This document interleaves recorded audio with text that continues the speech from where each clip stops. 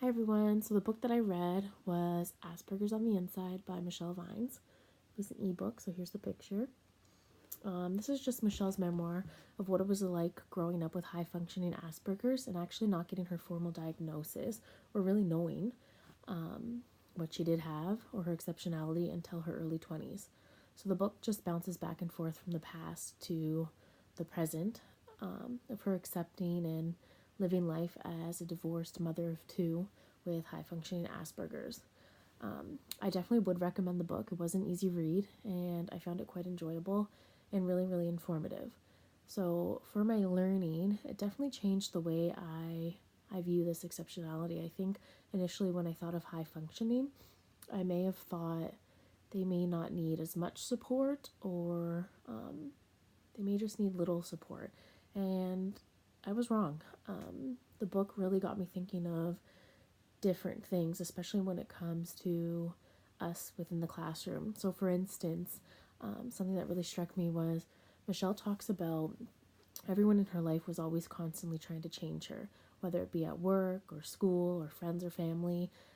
They're always trying to correct the way she acts, telling her to act normal, and really always just pointing out what she couldn't do or how she was different. And this really, really had a large impact on her self-esteem. She had really low self-esteem, and it actually eventually caused her to become depressed throughout different periods of her life.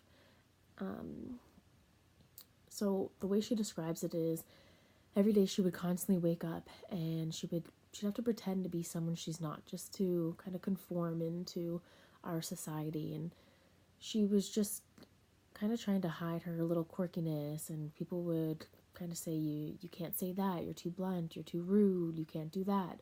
So every day she would wake up, and on top of school and work and just life, she was constantly in her head, like worrying about what people would think of her. She can't do this, she can't do that.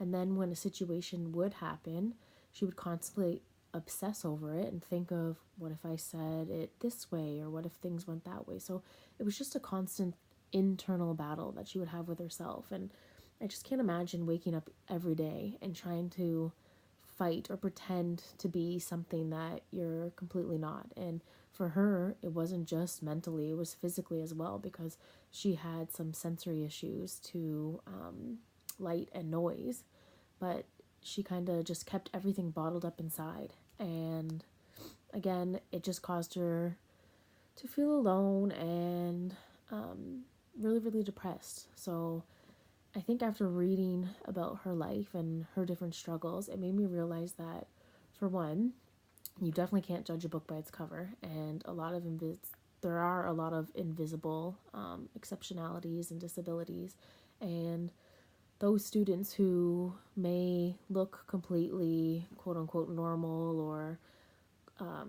like they may not need our support or be able to verbalize their needs, they actually are still struggling, and they may need us just as much as a student who is nonverbal or struggles with different things. So I think what this book taught me was just to really, never judge a book by its cover and be there for everyone.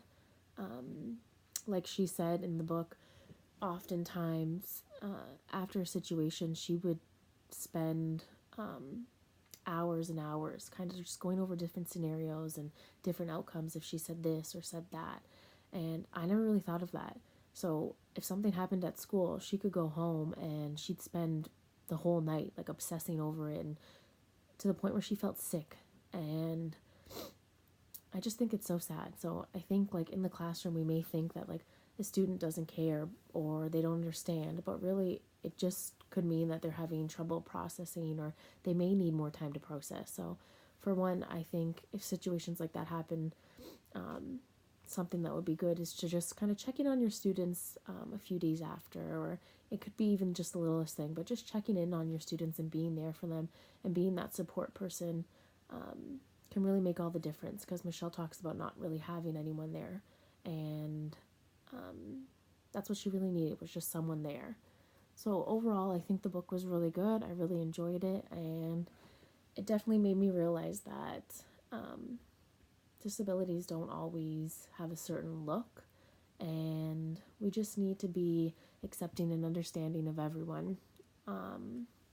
And we also need to focus on students' capabilities and not really so much on what they cannot do. Just work on ways to improve their self-esteem and encourage and praise them correctly. So yeah, overall, really good book, and I recommend everyone reads it. Asperger's on the Inside. Thank you.